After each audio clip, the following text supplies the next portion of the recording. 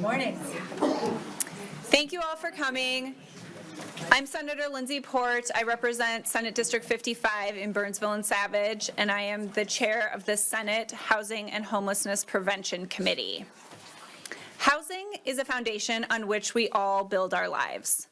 A safe place to come home to at the end of a day of school or work, a place where we build memories, do homework, and spend time with our loved ones.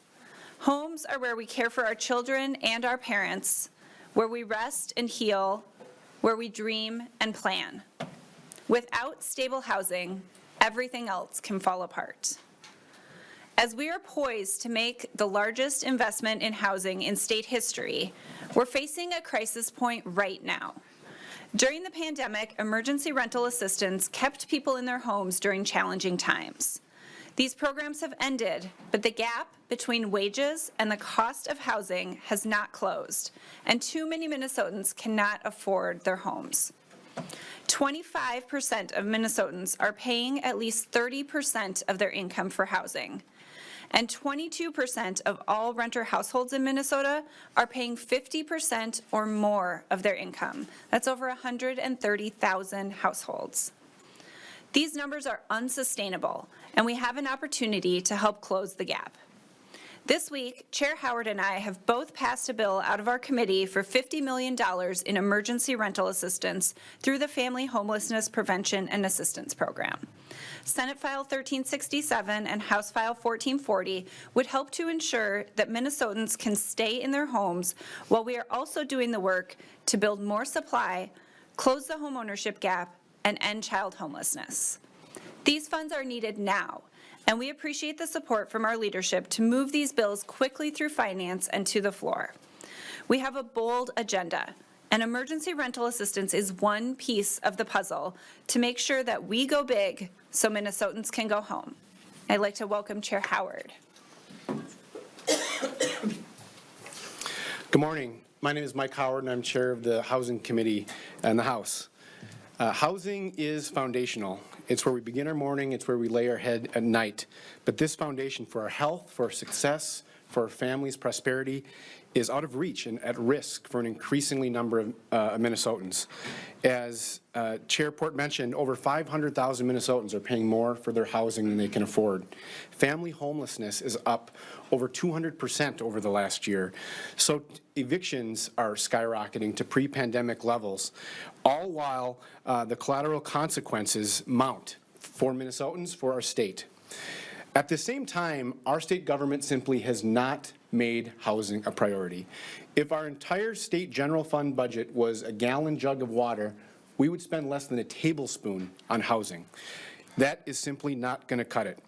It's time that we stop admiring the crisis before us and start proposing bold, visionary solutions that will actually meet the challenge that's facing Minnesotans. And that's what we're introducing today in the roadmap to solve Minnesota's housing crisis. This plan sets out big goals, but realistic and achievable goals, as long as we put our money where our mouth is and make the significant and sustained investments that are required. Investments that begin with a B. Our plan, this plan, will end children and youth homelessness by 2030 in Minnesota. This is a big goal, but it's achievable. And we do so in large part by ensuring every low-income family with children has access to a state-based housing voucher. This is a game changer in our work to end childhood poverty, a goal that we share with Governor Walz. Our plan will cut racial disparities in home ownership in half. And our plan will supercharge our housing supply, building and preserving more than 150,000 homes in the next 10 years. I would close by saying there's something perverse about having a $17 billion surplus while Minnesotans are out in the cold, while evictions are spiking, while families are experiencing homelessness like never before. We have an opportunity, and I would say an obligation, to make long-term, strategic, ongoing investments that are so long overdue. Whether we're talking about closing opportunity gaps in our schools, increasing family prosperity, or increasing the bottom lines for families, all roads lead back to home. It's time that we make this the year where we go big and bold so that all Minnesotans can go home. And with that, I want to introduce Vice Chair Representative Bajaj. Thank you and good morning. My name is Esther Agbaje. I represent a district in downtown and parts of North Minneapolis. So home ownership is one of the pathways to building generational wealth in this country. But getting there is harder to reach for more and more people. Whether it's rising costs, competition from corporate entities, more regular people and regular working families are finding it harder to purchase a home. And this is especially true for our Black, Indigenous, and people of color Minnesotans across the state. And because of these disparities, too many Minnesotans are left out of creating that generational wealth for their families. But this session, we have a number of ways through our first generation down payment assistance program, investments in the workforce home ownership program, and more investments in manufactured homes. We have ways that we can begin to close that gap. And this is why the significant resources that we are proposing today is necessary to ensure that home ownership is available for more people, and that those who have been left out of the process have a way in.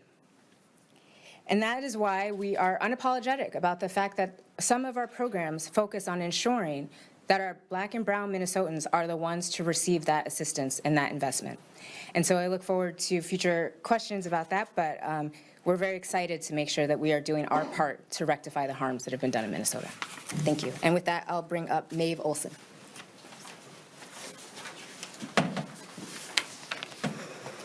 Hi, my name is Maeve Olson, and I work for Beacon Interfaith Housing Collaborative as an organizer for the Bring It Home Minnesota campaign. It's a campaign of over 30 organizations working together so that everyone can get the rent support that they deserve. State-funded housing vouchers, as mentioned here with Representative Howard and Senator Port, bring transformative, life-changing stability to families and individuals. Housing vouchers are proven to work. I personally know that this is true after seeing the impact that a subsidized housing voucher had on my family's life 20 years ago. Being the oldest of 4 children, I helped my mother move our family multiple times. We moved at least 10 separate times before I started high school, but eventually found long-term family stability in having a home paid for with a housing voucher. The adjustable monthly 30% rent payment based on a household's income was life-changing for our family and for my single mother who had to provide and care for 4 children while making less than $15,000 a year. Stable housing had a very real and tangible effect and impact on my younger siblings, especially, allowing them to focus more on learning both technical and social skills, like coding and critical thinking together, attending church and youth group, volunteer events, completing college preparation, applications, and information, instead of worrying about where they're going to sleep at night or how to find a safe way to get home. So for the past decade or two, only 1 in 4 qualified Minnesotans who have applied for these voucher programs actually received one. That means that 75% of those who have applied for these programs and are qualified to receive them do not get them. And we already know that the wait list is extremely and exorbitantly long, and that's not okay. My family was very blessed, privileged, and fortunate enough to receive this transformative government assistance. Being a child beneficiary of this exact state funding through vouchers, I know and can prove that housing choice vouchers work. Also, being born and raised as a Minnesotan, I honestly find it embarrassing that we, as a state with so many resources and impactful community education programming, who pride ourselves on education and taking care of one another, are not already offering this to every single qualified household already. We know that an investment in housing stability is an investment in racial equity, and that we have the resources to do this. We just need the political will. Fully funding the housing voucher program statewide, now and for the future, is the right thing to do. We have all been affected at some level or another by the recent housing crisis, but we can all impact the solution. In Minnesota, we create solutions and are there for one another. Everything in life, education, health, civic duty, everything starts with home. And that's why everyone needs a safety net like this, because we all do better when we all have a home.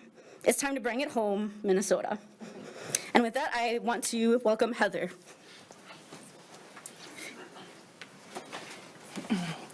Hello, My name is Heather Alden, a social worker with St. Paul Public Schools and supervisor of Project REACH, a program which supports all of the students and families in St. Paul Public Schools who are experiencing homelessness, in foster care, or precariously housed. Currently, there are nearly 1,000 students that are identified as homeless in St. Paul Public Schools. Many of these parents are working 1 and 2 jobs. They just had life happen. A car broke down, a house fire, a lost job, underemployment, and they ran out of options. Increased stability for families equals increased stability for students. When families can pay their rent and still have money for food, utilities, and medical expenses, families are able to stay in their homes, participate in their community, and provide stability for their children. Over time, children who have stable housing have increased opportunities for academic attainment and educational growth. Safe, stable, and affordable housing during childhood sets the stage for later success in school. Children are profoundly affected by their environment during key developmental stages. Chaos in their neighborhood, frequent moves, exposure to pollutants, unhealthy conditions inside their home all have a deep and lasting impression. When housing consumes too much of a household's budget, kids don't have enough nutritious food to eat and they're not ready to learn. Teachers see the impact of this every single day.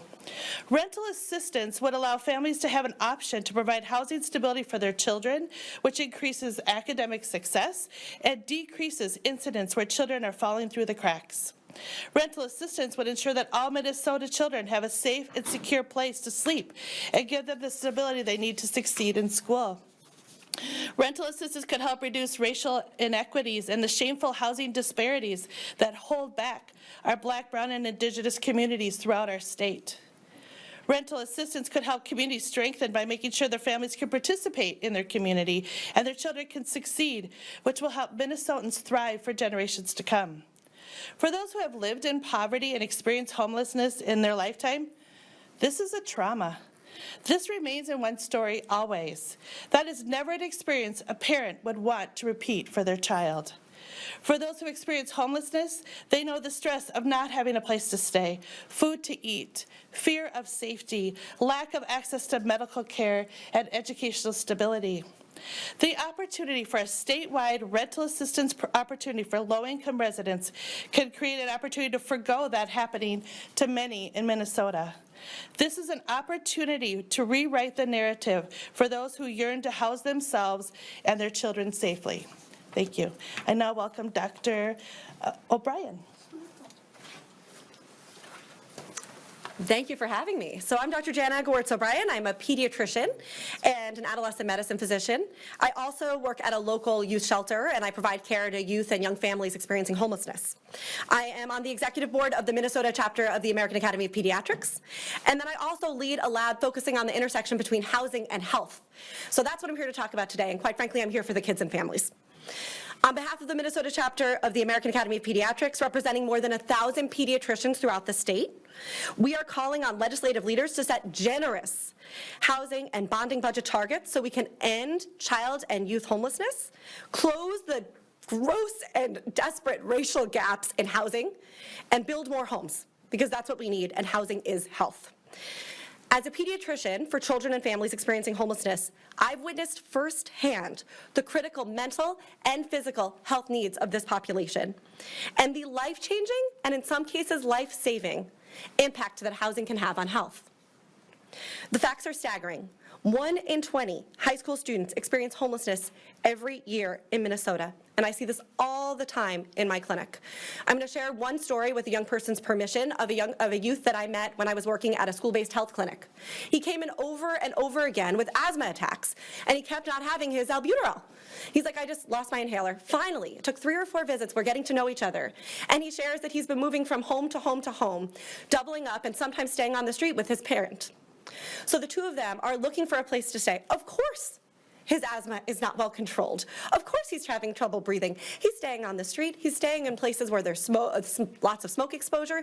He's staying in places that aren't safe. And honestly, in going from home to home, I can't blame him. I wouldn't be thinking about my inhaler.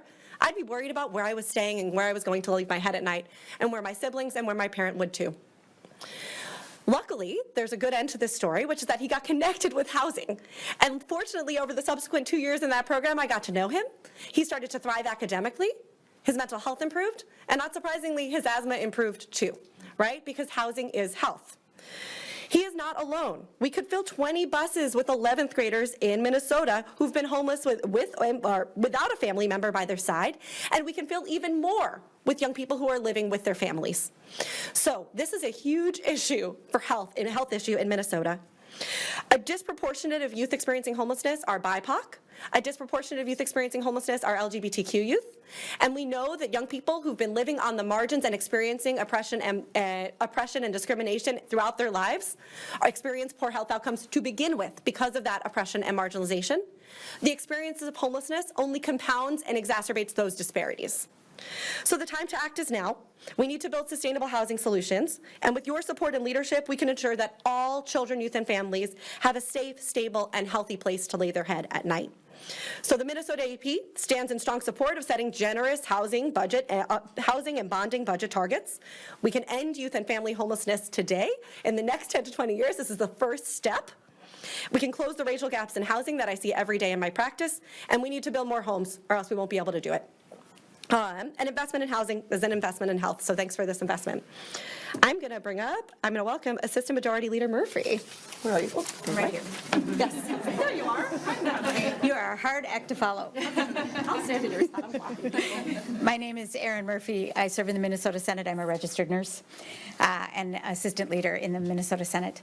And I am here proudly standing with my colleagues today to talk about why it is time for us to take on this issue once and for all. You've heard very compelling testimony. We know that housing is in a crisis state, and it has been for many, many years. This is not a new issue for us. I will tell you that I know one thing well, and that is Minnesotans. I know them across the state. And when a Minnesotan faces a challenge for their community, for their family, or for themselves, they do the thing we say.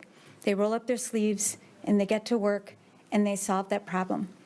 And Minnesotans should expect nothing less from the people who elect them, to represent them, and to do our work to build their future. This issue is due its moment.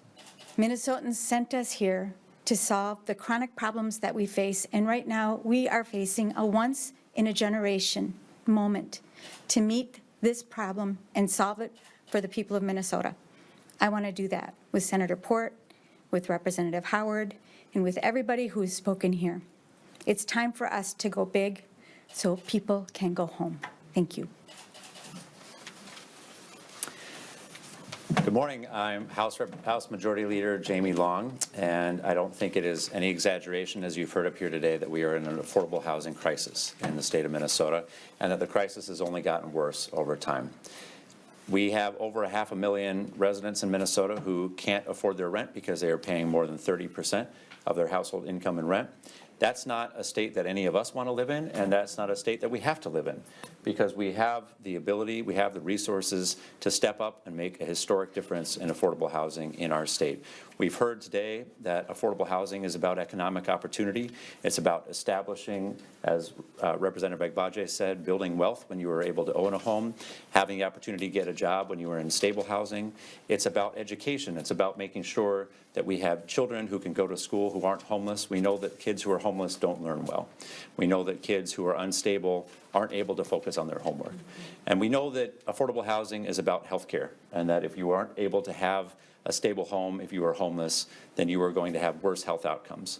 So we have all of the reasons in the world to act, and I am so proud of the package that has been pulled together today by our House and Senate chairs to do this. I talked last week to Minneapolis Public Housing.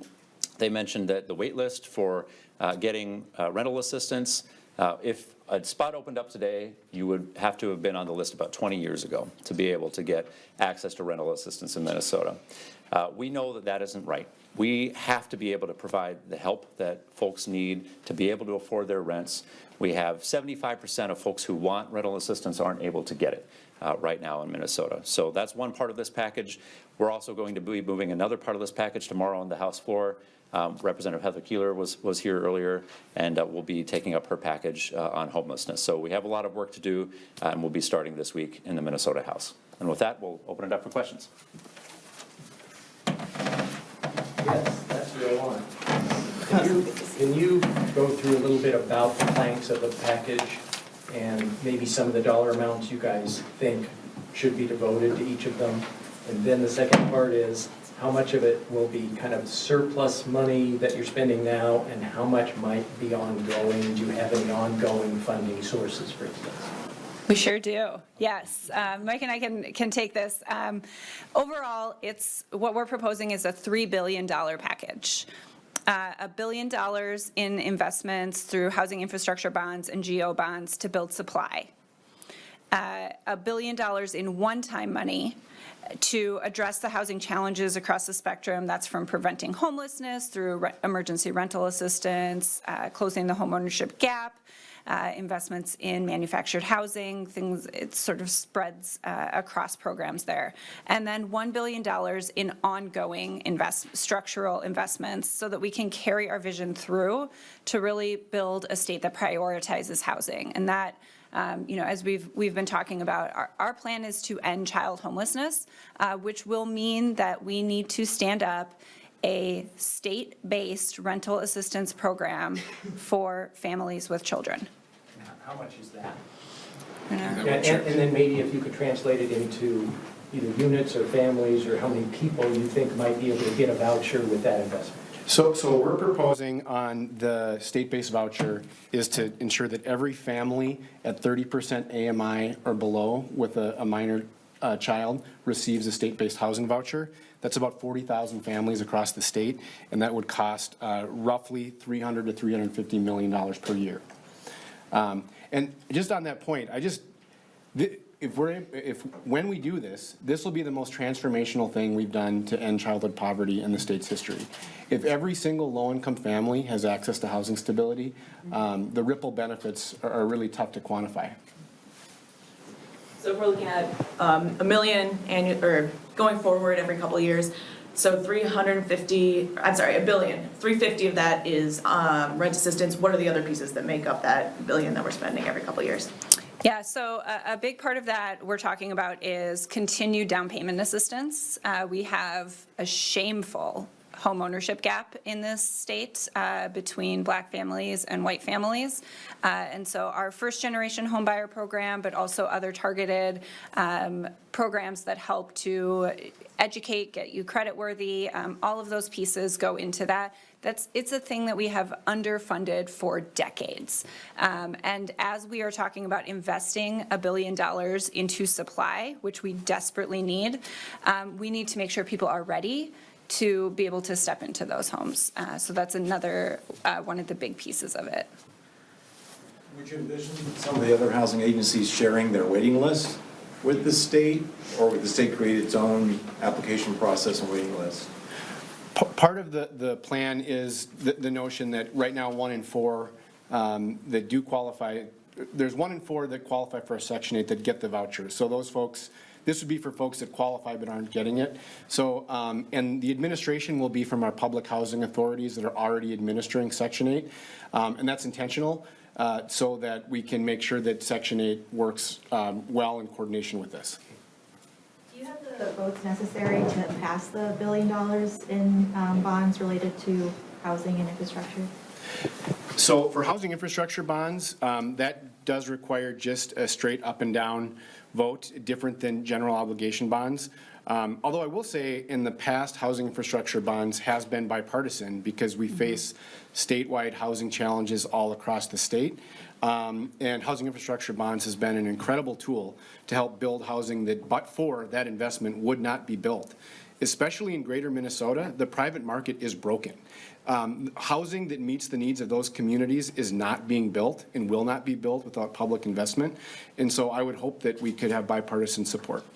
And I'll just add to that piece that there are companies across Minnesota, particularly in greater Minnesota, who want to grow, who are telling their communities, we want to grow, we want to hire more people, and there's no housing available in this community. They have been great partners with those communities to help build supply when they can, but the state has an obligation here to make sure that we have the opportunity to make sure that communities all across Minnesota have the ability to grow as people want to stay in these communities, they want to raise their families there, and right now they're leaving because there's no housing.